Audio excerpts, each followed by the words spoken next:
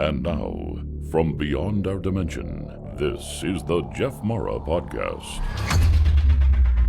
Here's Jeff. My guests are Scarlett Heinbuch and David Schwartz, who had a shared near-death experience that was even featured on the show The Unexplained. Today we're going to learn about it and more. Scarlett and David, thank you for joining me and welcome. Thank you for having us. Thank you. So let's start on the day that David had this NDE and go from there. Yeah, so I was actually in a coma and had been in a coma for a number of weeks. I had had a catastrophic vascular illness hit me all at once after a long, prolonged sort of illness that had lingered and gotten worse and worse over a number of months. But I ended up at St. Mary's Hospital in Richmond, Virginia, in a coma, and they had diagnosed me with kidney failure. I had pneumonia. I had liver damage, heart damage, brain damage, kind of, you name it sort of thing. And they had, after 3 weeks and various family members coming out from the West Coast to visit me while I was in the coma to see how I was doing, and they were back on the West Coast, the nurses finally called my mom and dad and said, if you want to see your son alive, you should probably get to the hospital as soon as possible, because my brain function was failing and my brainstem was going to start shutting down. And that was when Scarlett, who I'd never met before, had, through an amazing series of coincidences, had met my mother when she visited Richmond. I'll let her pick it up from there for now. Okay. Just to give a sense of time, this was back in 2005, so we're going on 18 years. But the date actually was September 22nd, and I'll never forget it because that was the day that David's mother was called that day and flew into town, and that was the night I met her, Thursday night. And I'm very upfront, and David is fine with this too. We're both in 12-step recovery. And so I met his mother at a recovery meeting that I had not been going to, but I knew folks who were there.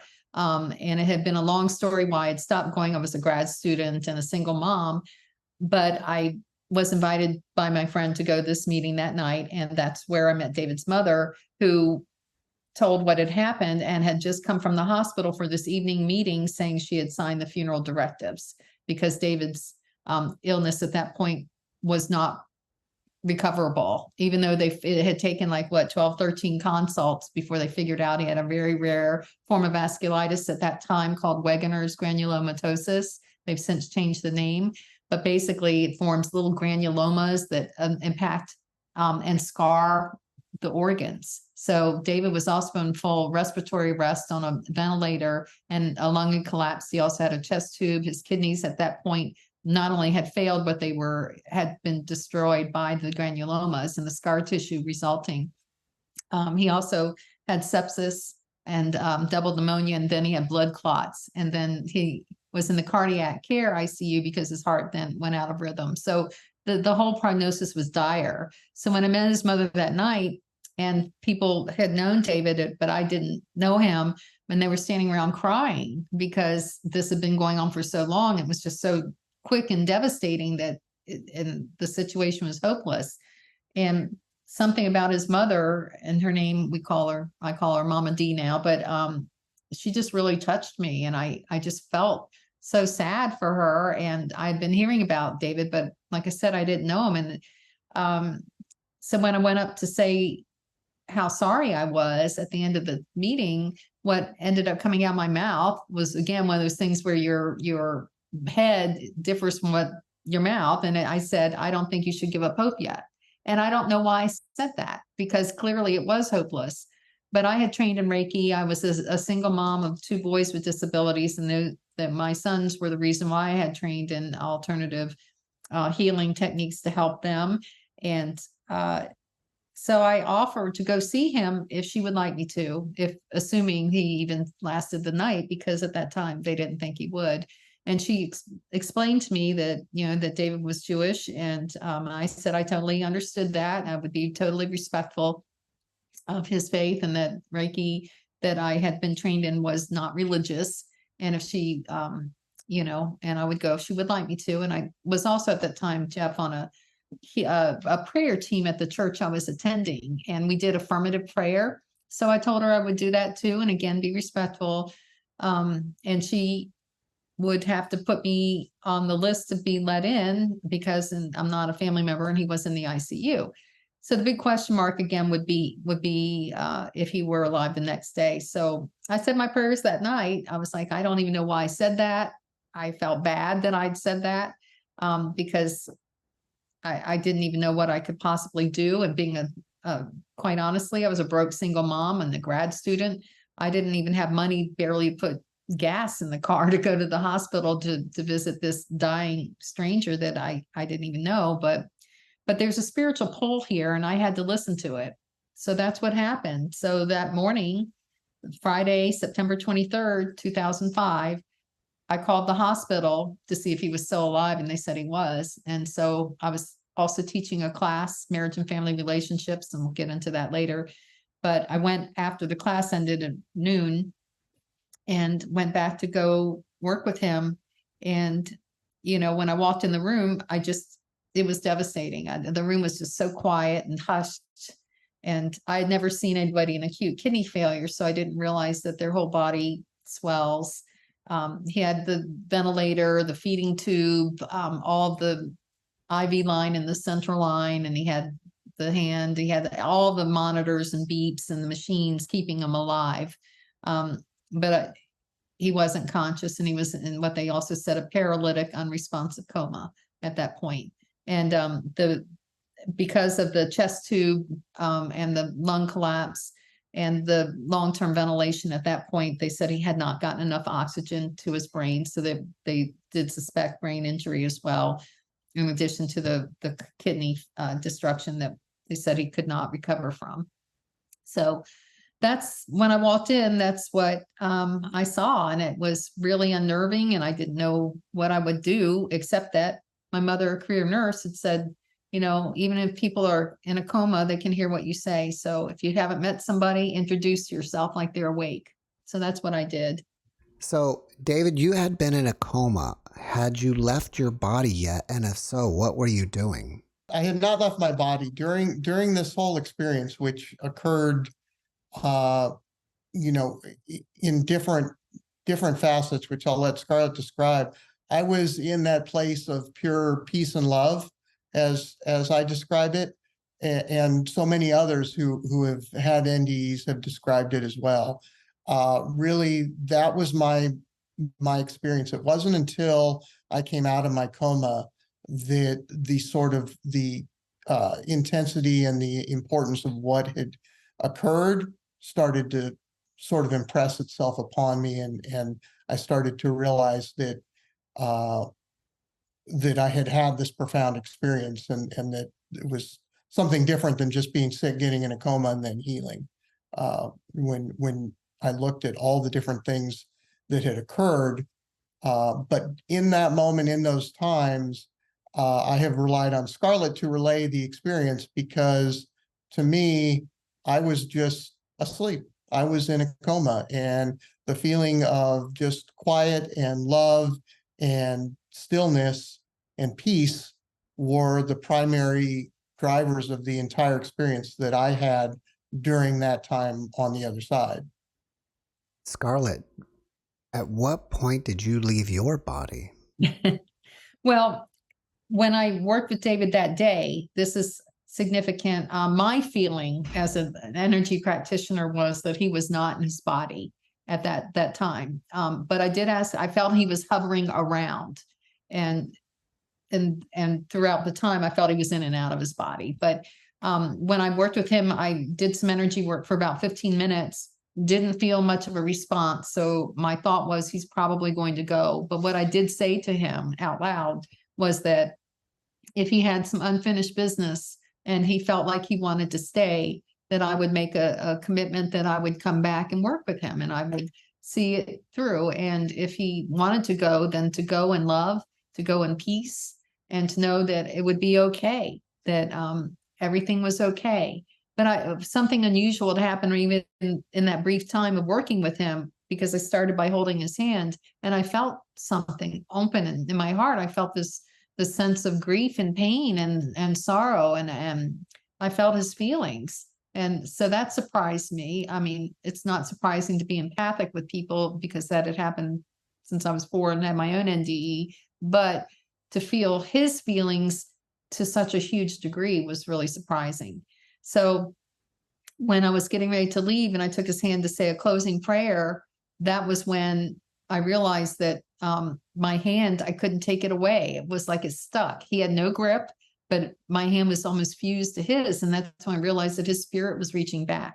And that's when I realized that maybe I was supposed to really, really be there and do something. But again, I didn't know what. So that's when that started. And so your question about when we met out of body. Well, I worked with him over a 12-day period. I did come back because he continued to hang on.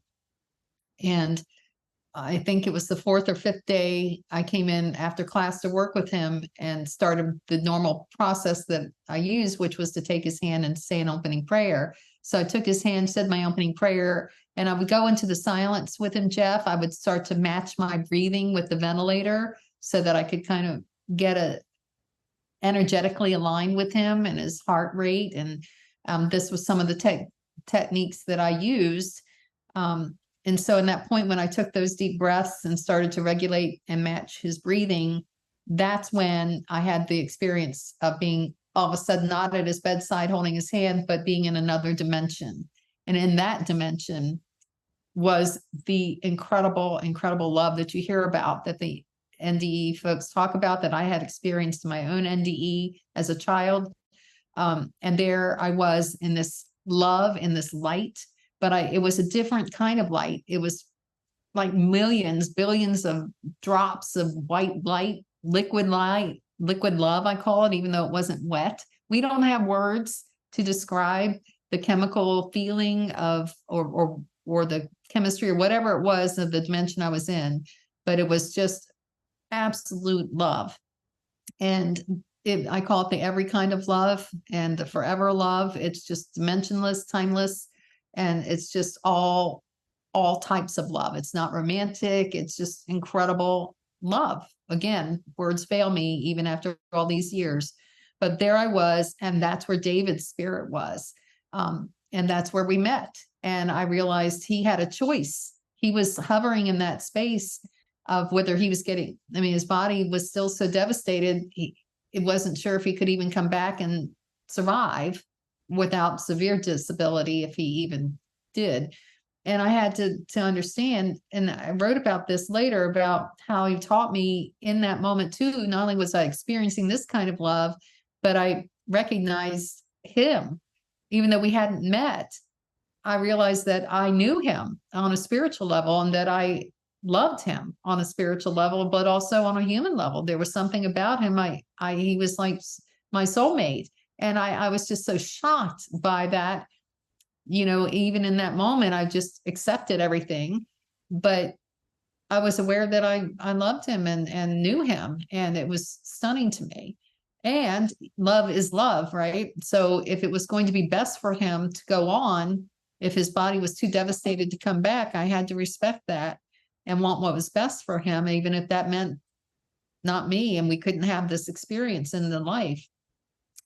And then I'm back in my body, standing there at the side of his bed, holding his hand. He's still unresponsive, and I don't know what happened. I am at that point totally shocked that I met what feels like my soulmate, and he's someone I've never met in real life, and he's dying.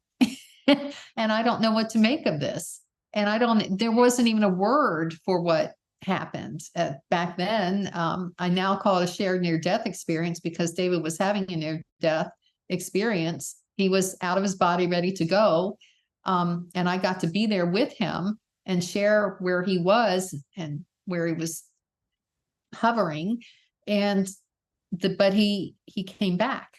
Now that was the part we hear about shared death experiences. If he completed the death process, then we could say he had a shared death, but he had a near death and he came back And that's what happened. So that's just one part of the story. When you say you met each other on the other side, did you see each other's astral bodies, and did you have any communication? That's a great question.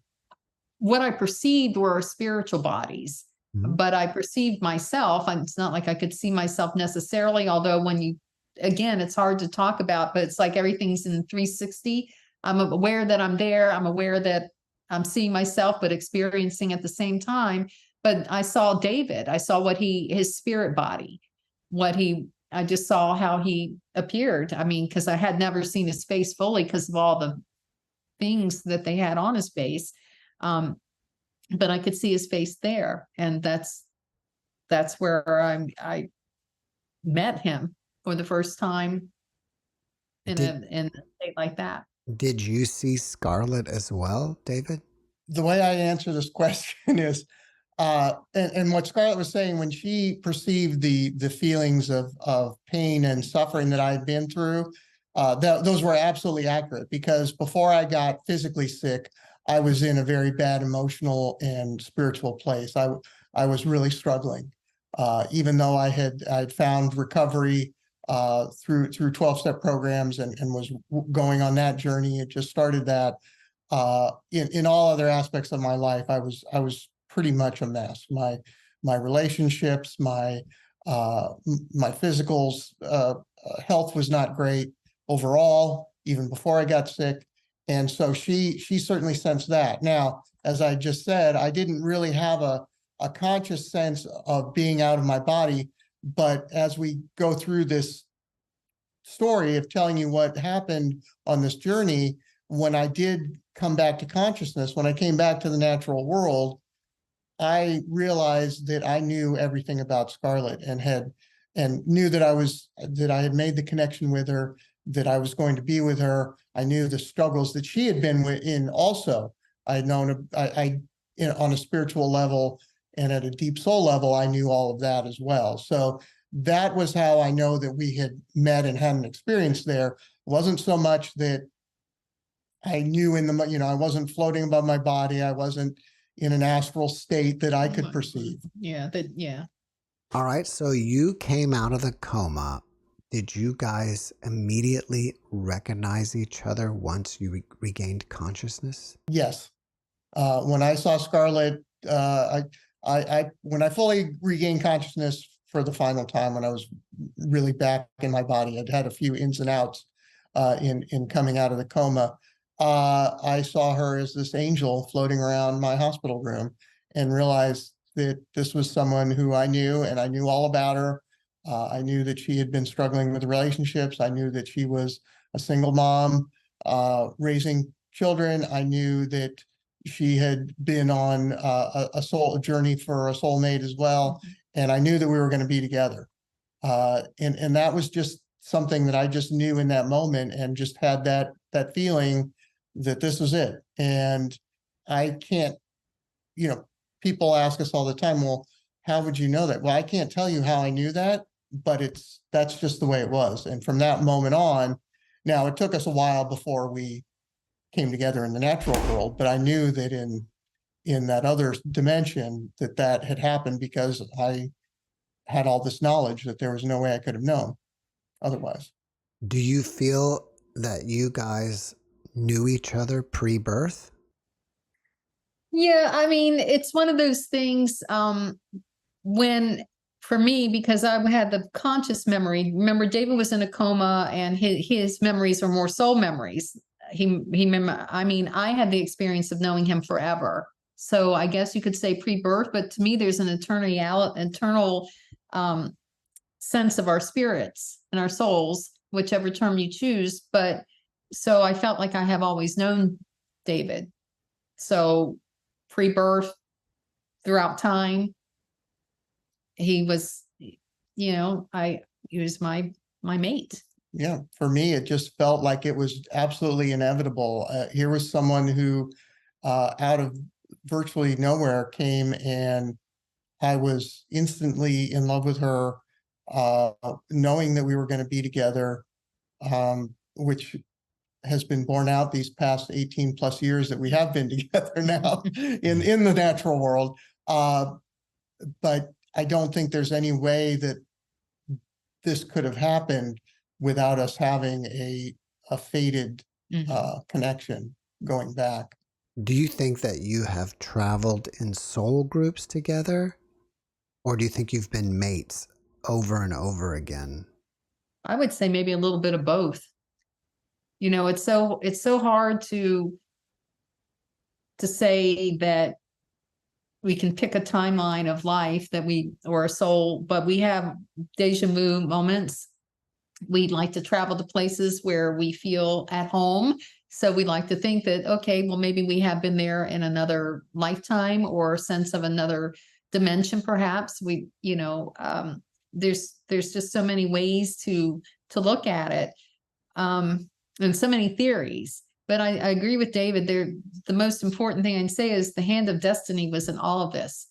I could have not gone to the meeting that night. I could have not gone to the hospital. I could have not gone back because, again, this was way beyond my skill set as a Reiki healer. David was catastrophically ill with multi-system organ failure and everything else going really off the rails. And also with the illness that he had, it's a chronic illness. And most people, even if they live, they're permanently disabled and maybe live 8 years because it's that devastating to the body. And so when feeling all these feelings and then having the reality hit home that this man is a stranger in my regular life. I don't know him, but he's devastatingly ill. And as he said, he had been struggling in every area of his life.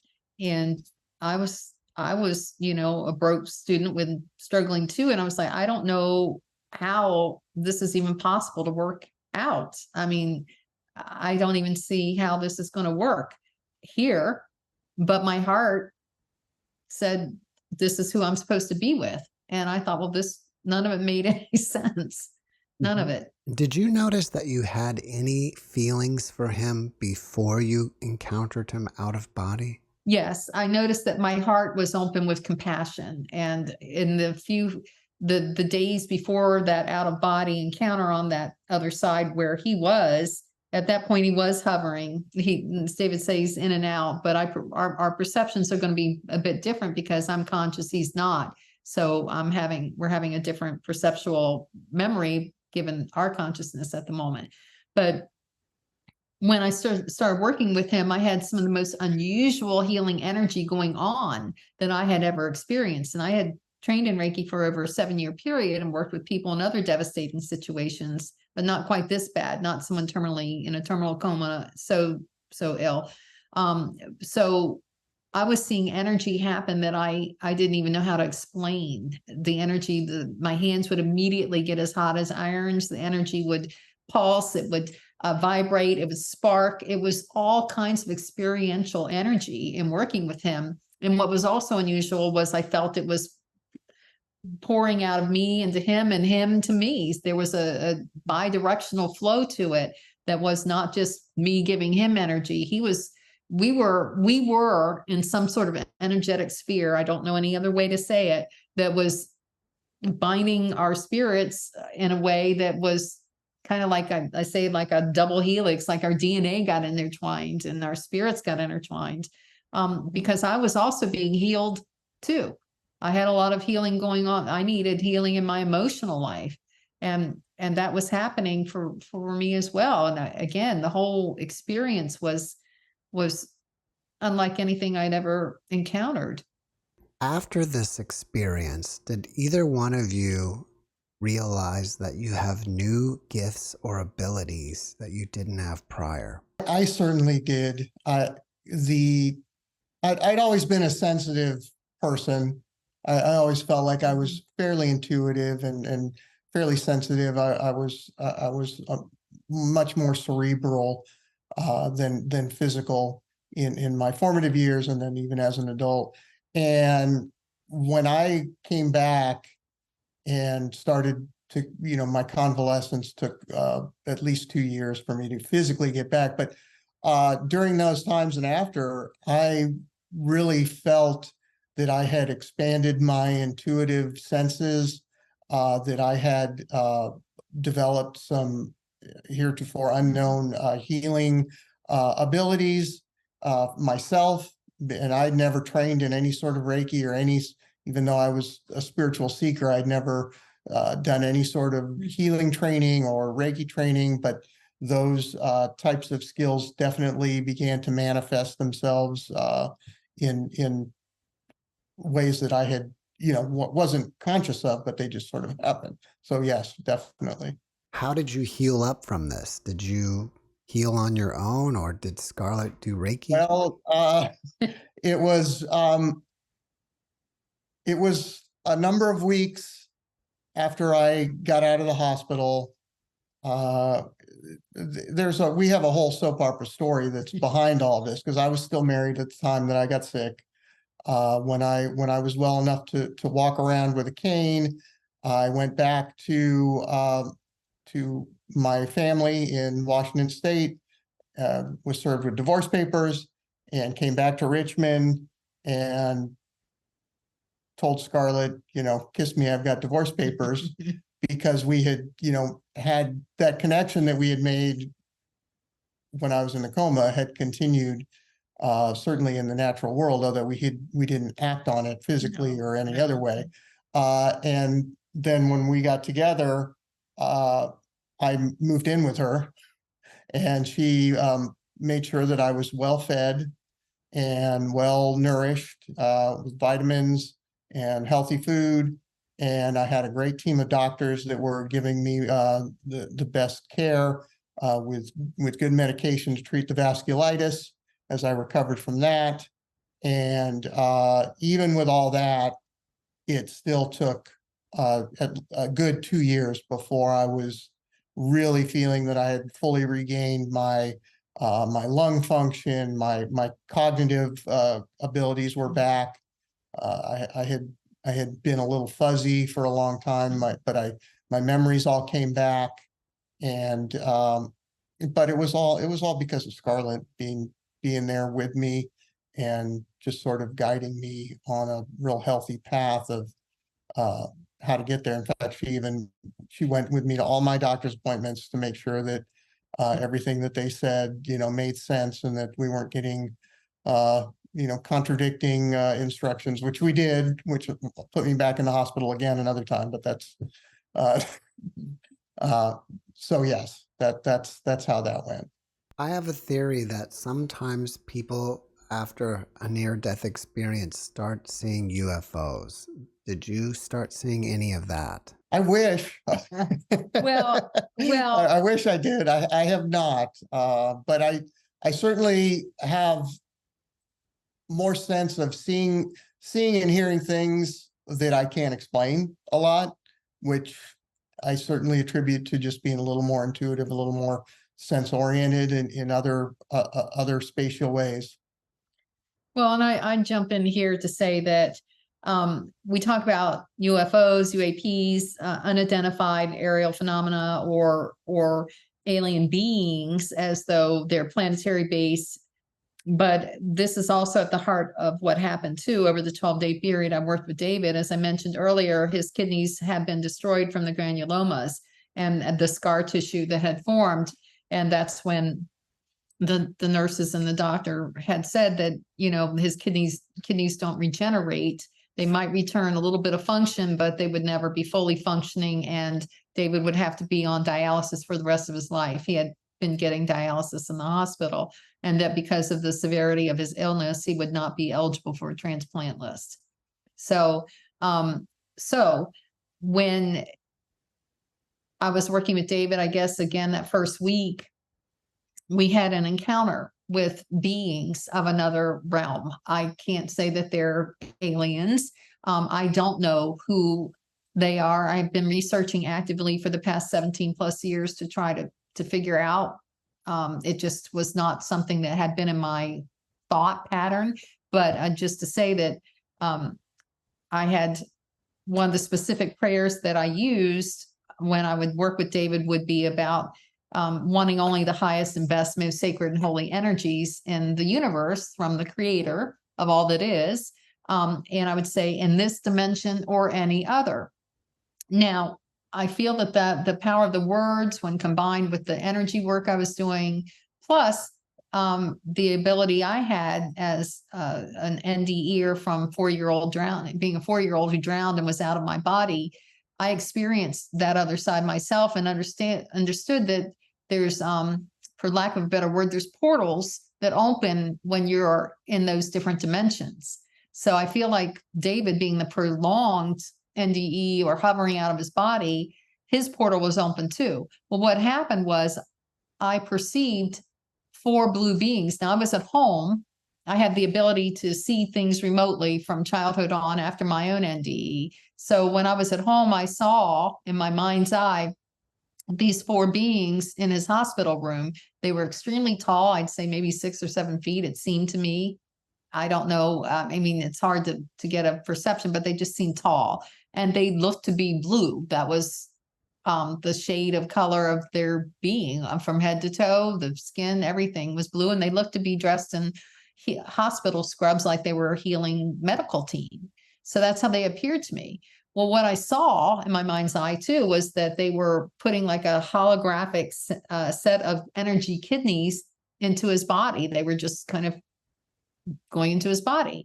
So I'm seeing this happening, thinking, well, first, I've never seen anything like this. I'm wondering if I'm falling asleep and perhaps having a lucid or unusual type of dream, except that at the end of them working with him, the person I call the being, they looked human to me. They had human features, very sharp features, but they clearly were, I guess, not human.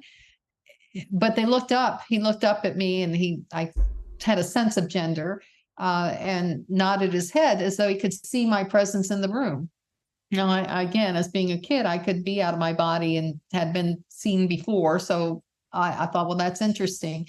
And I recognized he saw me. So when I got to the hospital the very next day, that's when David's kidneys really started to ramp up in their functioning. It's not unusual to regain a little bit of function, even when the kidneys are destroyed, but they won't ever come back. Well, his kidneys started to come back. And his nephrologist came in and said he didn't understand or couldn't really explain what was going on, but David's kidneys were making a comeback. So over the course of the time he was in the hospital, over the time that I worked with him, his kidneys made a full recovery over the days after that encounter with these beings.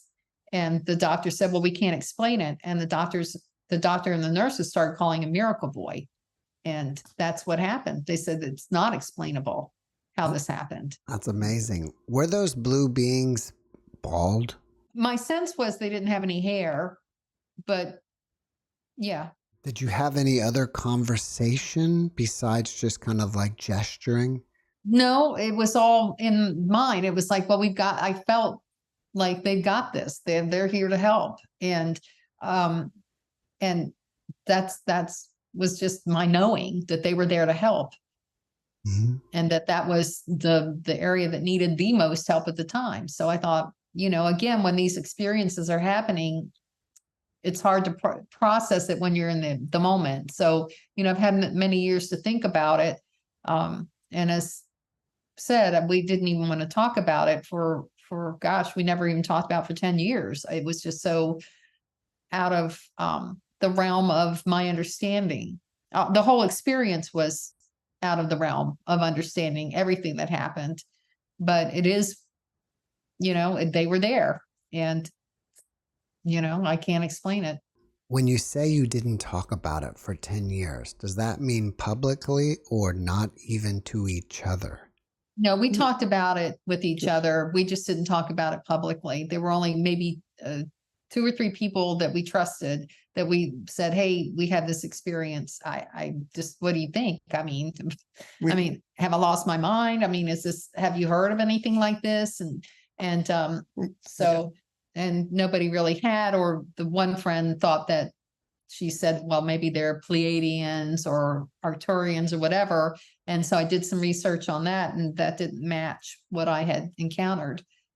I later found out that there's a woman in the Native American community, Dr.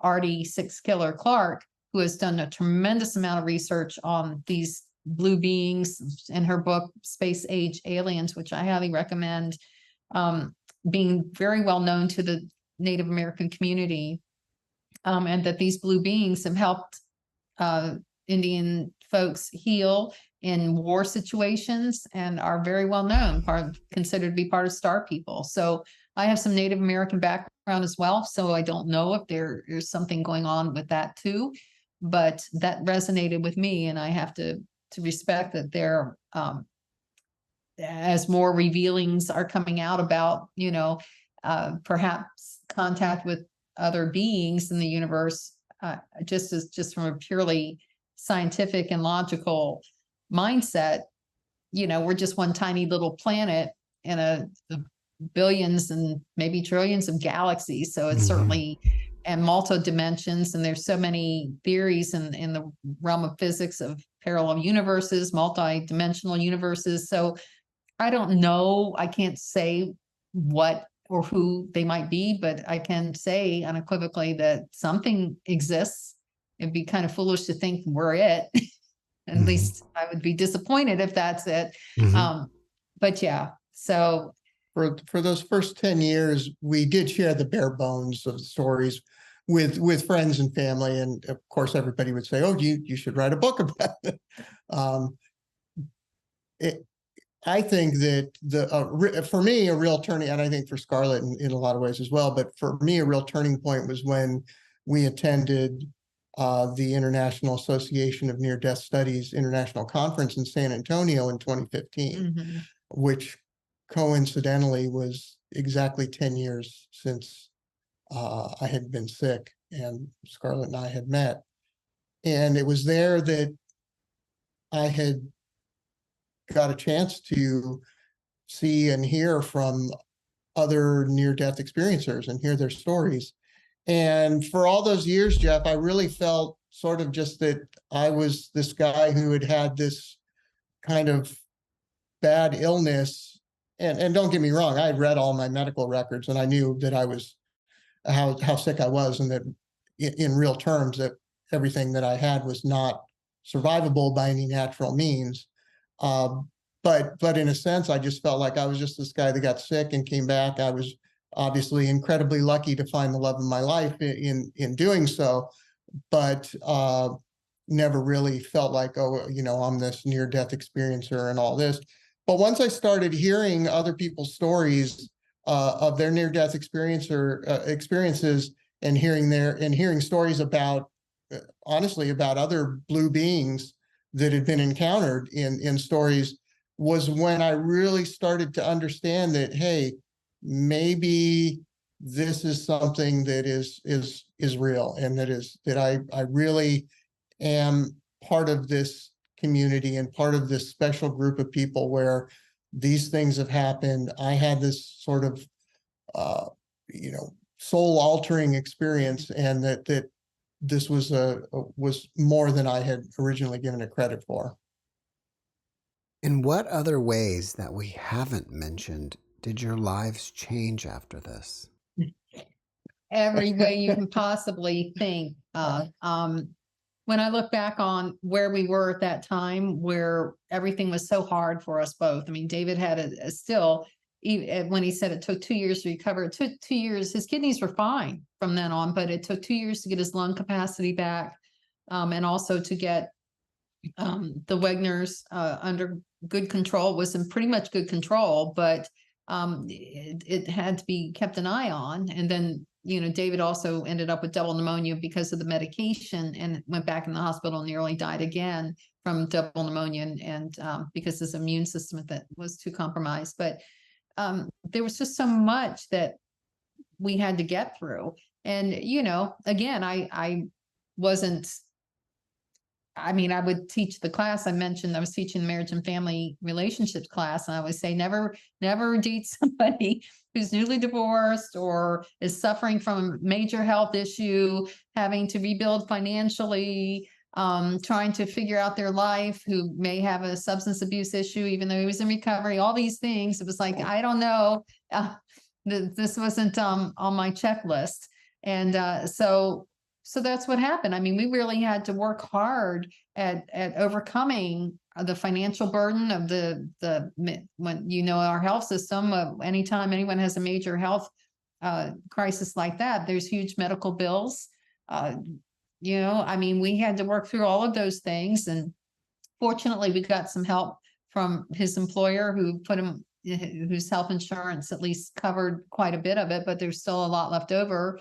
We had young children at the time, well, youngish, I mean, not toddlers, but, we had to deal with blended families and all the things that people go through. My prayer for David had been, I had hoped that maybe he and his former wife could work things out, because in a near-death encounter like that, or someone has an illness, maybe that will open the heart. But apparently that wasn't the case. And so, and so just trying to work through all of these things of life. But now we look at our life today, fast forward nearly 18 years, and it's just like, oh my gosh, we're very grateful for it is a one day at a time deal. We're very grateful that we've had this second chance for both of us to have a life together, to be a good model for our kids, to share about faith and love and commitment, and also being true to yourself. If you're really miserable, this is not the way to go. And it's not unusual, I guess, for a lot of folks who have near-death experiences to have a divorce following it, because you are so jarringly changed. There's just no room for things that are toxic or spiritually unsound. You just can't, your spirit can't take it. And so, we had to learn how to move forward with truth and honesty, and dealing with life on life's terms, one of the good program slogans that we use every day. But that's it. The kids grew up, as they do. We have 4 grandchildren now. We've got life, we've got work we enjoy, and we just, again, we understand this is it. We don't know when we're going to go, but we're just grateful that we even had this time, and it's just a gift.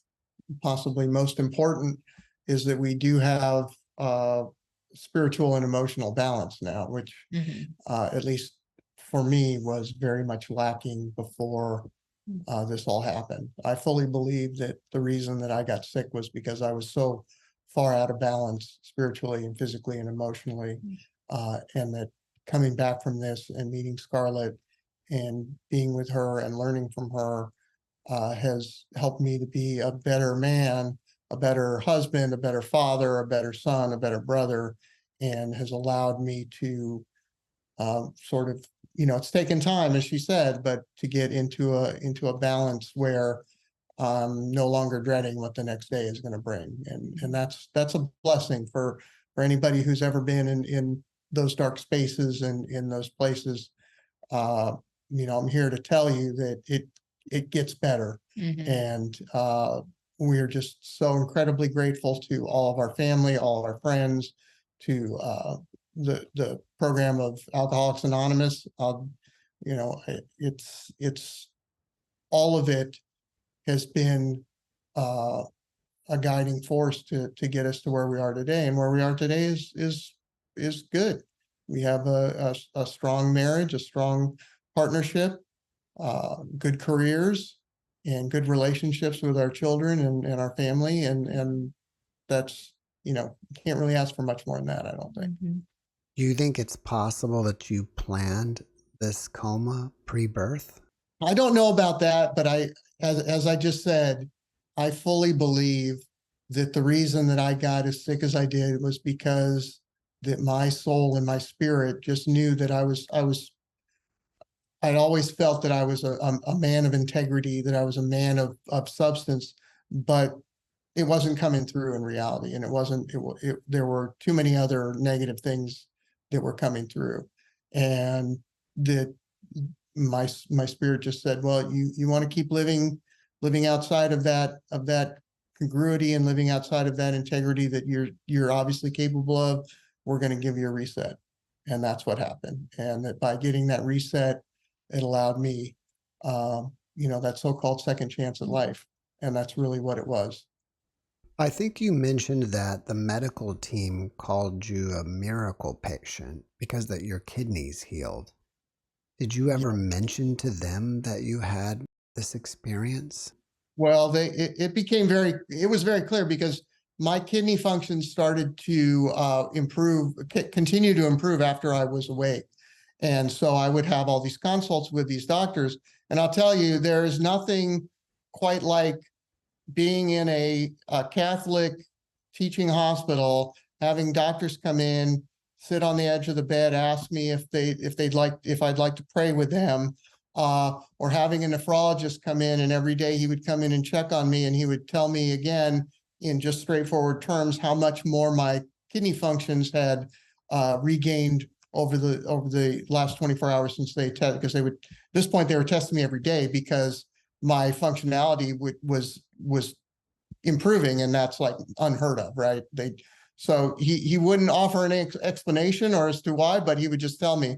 And finally, he just said, at one point, I distinctly remember my kidney doctor just saying, well, now we need to get you to a point where you can get out of here and get away from all these sick people. But yes, I was so sick. And I guess it really hit home to me how bad it had been and how far I'd come, was where I was still in the critical care unit. And one of the nurses actually had her husband cook an entire, she had asked me the day before what kind of breakfast food I liked. And she the next day brought in an entire hot plate meal, completely against all hospital protocol, of Probably shouldn't tell that story. eggs, bacon, pancakes, the whole bit, to my hospital room. And that was kind of, Jeff, when I sort of realized that maybe there was something more than just a sick guy that got better, because it was pretty special to be treated that way at that time. How was it processing this experience together? Did it take you guys a long time? Well, A long time. Well, it was jarring. Like I said, when you meet someone, we did everything backwards. Here I'm meeting him on the other side in this full on love experience where it's not, we say it's not like we fell in love. We were just in love. We were in this love space and we just kind of walked into it. So, so there you feel this love, but this is with someone you haven't actually met. So when he opened his eyes and we were meeting, hi, my name's Scarlett, and he's sitting, opening his eyes, knowing, and he told me this later, he knew he was going to marry me, called tall order, given everything that was going on. I didn't know that, but I just knew that this kind of love was so huge. I didn't know what kind of love it was. It did not feel romantic at the time because, again, of all the things, it was just mind blowing to experience that other side of near-death love with this person and not knowing what it meant. Because again, we weren't sure, even as David was having this miraculous recovery, we still had a long way to go. And it was still a major illness where anything could go wrong at any moment because his course had been up and down. So I had to meet again as strangers in this life with someone who's really sick. He didn't even know what had happened. He didn't even know what had happened. He'd just gone to the hospital thinking he couldn't catch his breath and his heart was racing. He thought he was having a panic attack. And then he wakes up a month later and finds out what had happened. What inspires you about this experience?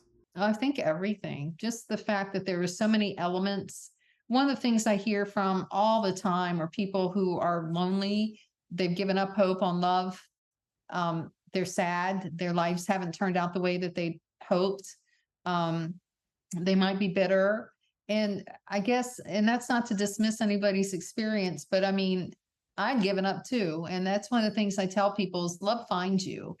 love has a mind of its own. And you were asking earlier about that. I believe we were destined to meet, because the odds of us meeting in Richmond, Virginia, with him coming from the West Coast, with me, all of it were just so, everything had to line up to the split second minute for us to have had this encounter. And then all the help from the other side, from the near dimensional, these beings, whatever they are, the excellent care he received at the hospital. They did a great job to keep his physical body alive. All the spiritual things that happened, all the help we got from folks, all of it was just, it was a magical time. So I find that really inspiring. And because although it's out of the ordinary, it's extraordinary, at the time you're going through it, you're still a human being wondering what's going to happen next. And so that's one of the things I tell folks is that, love will find you if you but it might show up in ways that you didn't expect in a person you would never have thought. And it might be very unusual. And, I've seen other healing miracles subsequently. I believe in the power of faith. I believe in the power of prayer. I believe that there are interdimensional or other types of beings in the universe who do want to help us.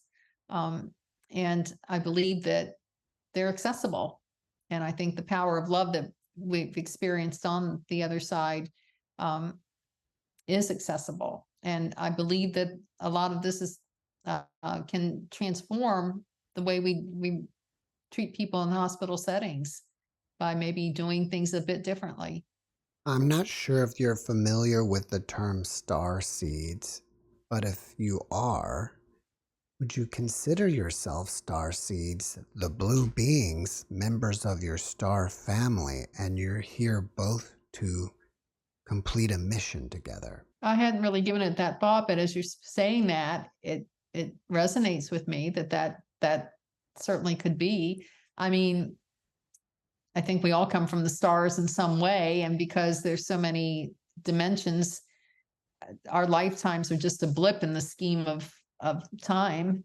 And so again, just understanding that there's so much out there that we can't even comprehend the number of galaxies and in this universe. So yeah. Yeah, I like that concept. I do too. We've always, Scarlett and I often talk about the fact that we enjoy possibly being examples for people, for them to understand that all things are possible. And when you ask what inspires me, that I think that as much as anything, because the things that I've experienced and the things that I've subsequently seen have made me realize that there really isn't much that is impossible. There are healing occurrences that have taken place that Scarlett has been directly involved in that are just about as miraculous as what happened with me. There have been manifestations in the physical world that seemed impossible at the outset to happen, that we've experienced positive things. And so those are the things that inspire me, knowing that positive things can still come even when there's little to no hope. After watching this podcast, people may want to reach out to you guys and ask you questions. Are you open to that? Yes, absolutely. Yes. I think I mentioned when the show aired back in 2019 on The Unexplained, and we were on that first season, folks got the impression that, I was some sort of incredible healer who could help them heal from impossible situations. Now, I have had those experiences, but I felt like it was more of a spiritual call, the people that I worked with, and that was unique. And there were other things that were unique over time, which is they were also in coma states from devastating illnesses. And they were also out of their bodies, hovering in that state between life and death. So I've come to understand a little bit more about the people I can be most effective in healing. But I also say, you are your own healer. Nobody can fix you or heal you without your permission. Nobody can force it on you. It doesn't work that way. To me, being in a healing encounter with anybody is a sacred gift, and it's one of reverence and respect. And that's why I always ask permission, even if people can't respond vocally, I can sense, and some people don't want healing, and you have to respect where everybody is on their journey. So I guess what I'm trying to say is, because of that happening and the shows that have been around now for 5 years, and then last year went to Netflix, and I've gotten thousands of requests from all over the world. It breaks my heart that I can't help everybody, or I can't even respond half the time because I work full time. I'd be online all day saying, I'm sorry, I can't help you. So I did set up a website to say I can't help you, but I do pray for everybody who reaches out to me. And that was also the reason, Jeff, I wrote the book. It was like, I did a second edition that just came out in May. And the reason I did that was I included the exact prayers that I said for David, because I think they're powerful. You combine that with a faith that you might have, whatever it is. It doesn't matter. Faith is faith, but the key is love. If you have love in your heart, it's an amazing healer. And sometimes love is letting go. Sometimes people can't heal, and that's their spiritual choice to make. When David was hovering out of his body, I knew he had a choice. When I had my own near-death experience at 4 years old and was hovering out of my body, I knew I had a choice. And what I'm trying to say is, even when people reach out for me to heal someone they love, I understand what they're thinking and what they're feeling, but you also have to understand that the person who is sick, it's their life and their choice. And if they don't want to stay, we have to respect that.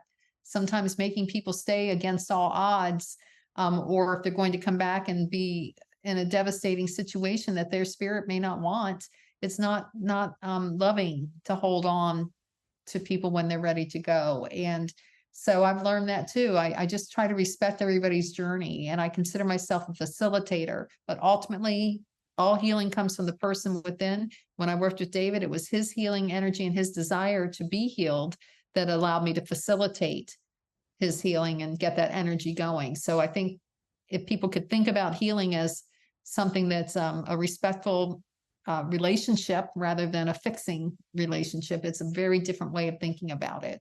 If people want to contact you and find out more about your book, should they go to your website? Yes, the website's the best place to go. I've done some talks that the show clip is on there. It's the 3.5 minutes or so that we were featured on the Unexplained. Again, the focus of the show was on the blue beings, of course, and but my website will have the link to the book. It'll also explain a little bit about where I am today. But mainly that's why I wrote the book, because there's so much that happened, and I wanted it to be honest and truthful about what I was going through in my life, which was messy at the time and hard. And I want people to have some hope that you don't have to be a saint or an angel to have a healing gift or to experience a miracle. We're just all human. We're all stumbling along in this life, and we're all dealing with just really tough situations. And, so if we could give each other grace and kindness and love, that's what I wanted people to know from the book. But I also wanted them to know that these experiences are just not in a little box that just Dave and I had. I believe that healing could be expedited and ramped up if we were willing to do things differently by using the power of the mind and the power of energy healing work, and combining these things in clinical settings when people are desperately ill, that it could actually make a difference. And so I'd like to see what we can do more to transform the way we integrate medicine for people, and offer that loving hand when someone is desperately or catastrophically ill. We can't always fix things, but we never know when the hand of a loving person is going to make that difference in spirit, and choice. When I made the decision to come back from my own NDE, it was because of love. I could feel my mother's pain and sadness, and I loved her so much. I knew I needed to come back for her. So sometimes we make choices. And I just want people to realize they have more power of choice than they may realize over many of these things. Did you give us the name of your website? Oh, it's just my name, ScarlettHeinbuch.com. And is it okay to show the book? Sure. It's called We Met on the Other Side. It's a true love story. And it is on Amazon, or you can order it at any bookseller. But again, the book, it has a lot of resources for people. People ask me all the time, well, if you can't help me, who can? So I put in links to like Reiki websites, Healing Touch, Therapeutic Touch, trauma recovery websites, reading books and materials, movies that I think are really helpful for people. And again, the exact prayers I used, I printed them out so people can put their own names and their own issues going on in the book and use it. Because again, the power of loving intention is truly underestimated. A lot of people call it the placebo effect, but it's powerful. It has something that's going on, whatever name we choose to call it. Well, there's another IONS conference coming up this month, and I think it's in Virginia. Are you Correct. guys going to be speaking at it? We're not this year. We didn't submit a proposal because we have been so busy with our regular jobs. So we were having a discussion about whether we'll be able to attend or not because of all that. Like everybody working, you have to take time off and travel. But there's so many wonderful folks who go, and I would encourage people who hear this to if they're not already and looking at the incredible research that IONS and other groups have done, check these groups out. They're really working hard to define these experiences in a way that people can digest and provide the research and legitimacy and names. It just helps sometimes to even have a name for things. All right. Well, before we finish up, can you leave us with one last positive message? Love will find you. Well, that's a great message. Scarlett and David, thank you for being my guest. I wish you a great rest of your week. Thank you, Thanks Jeff, very and much. to you as well. Thanks for having us. You're welcome.